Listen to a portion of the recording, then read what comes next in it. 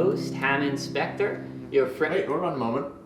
Oh, my apologies. How could I forget? Let me get you up here, buddy. This is my assistant. He's not a full librarian yet.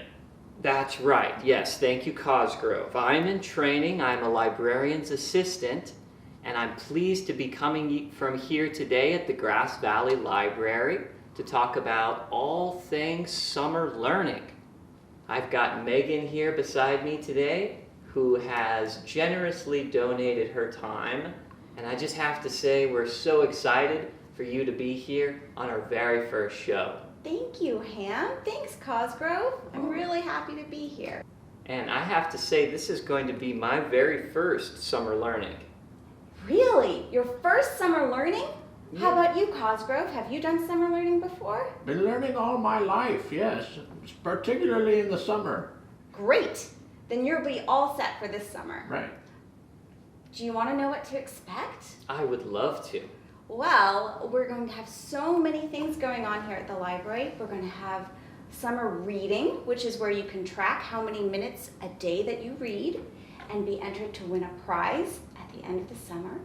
We're going to be having poetry writing workshops. We're going to be having hula hoop workshops. Bats are going to be coming to the library. We're going to be having so many fun things going on, and we're going to be having a party at the beginning and at the end to celebrate everything that we've learned. And we're going to be serving lunches to the children. Oh, well, there you go. You buried the lead, Meghan. Come down to the library. Get yourself a free lunch.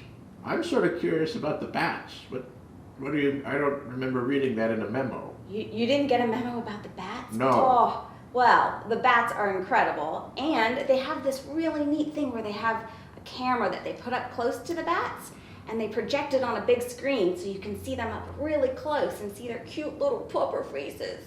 Oh my gosh. That sounds pretty cool, actually. Yeah, it's really cool. And they're live bats right in front of you. And if you're very quiet at the end, you can walk up and look at them closely.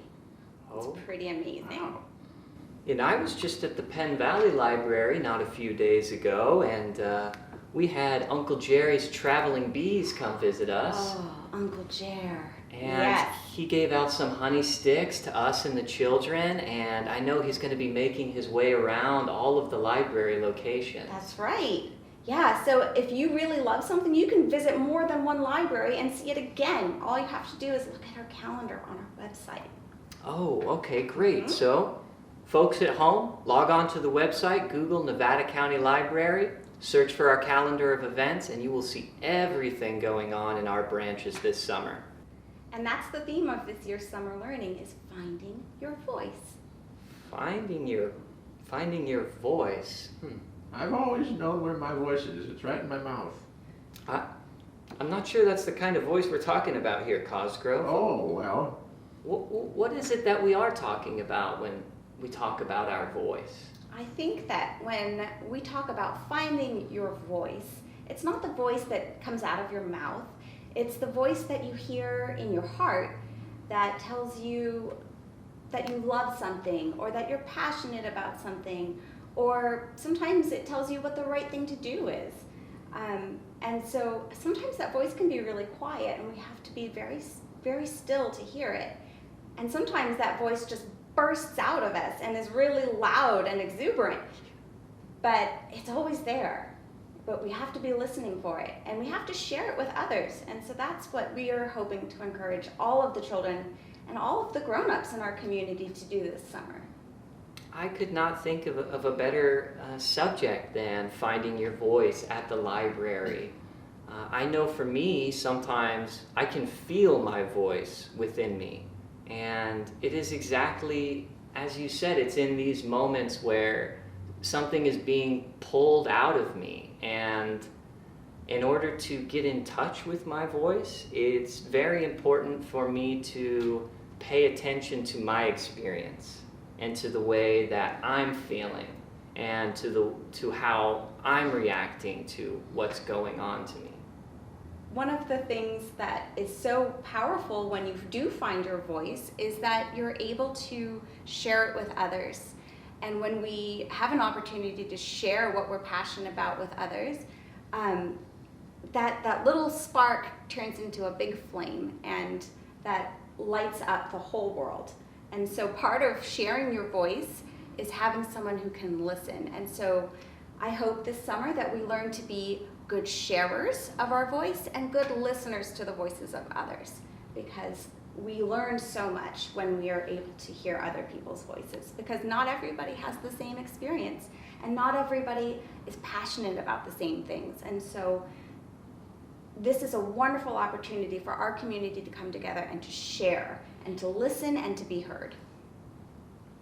And before we close, I wanted to give a little shout out to a book that I have been learning a lot from, and something that I think ties in very well with our theme. It's called Atlas of the Heart by Brené Brown. And what this is about is that inner experience of emotion. It's about learning how to understand and communicate that experience. It's something that I find invaluable for finding my voice. And for books like this, look around the 158 sections in the nonfiction. And Cosgrove... Yeah, could you grab that? Yeah, I'll Assistant? Sure, of course, Thank you. for you, I'll do Thank that. And here's Cosgrove's recommendation. That's right. There's Calvin and Hobbes. It's the Sunday pages, and I like it because it's got more colors than just the normal ones. And it's got Calvin and Hobbes, and they're zipping around on toboggans and just having a good time. And there's lots of pictures, but also good words too, because that's what makes it kind of funny. The Calvin's sort of a little rascal, you know. Absolutely. And Bill Watterson, there is an individual with a voice that you can really feel on each panel and each page. And the work that this man has done, it's been an inspiration to me, and it sounds like to you too, Cosgrove. Oh yes, I love Calvin.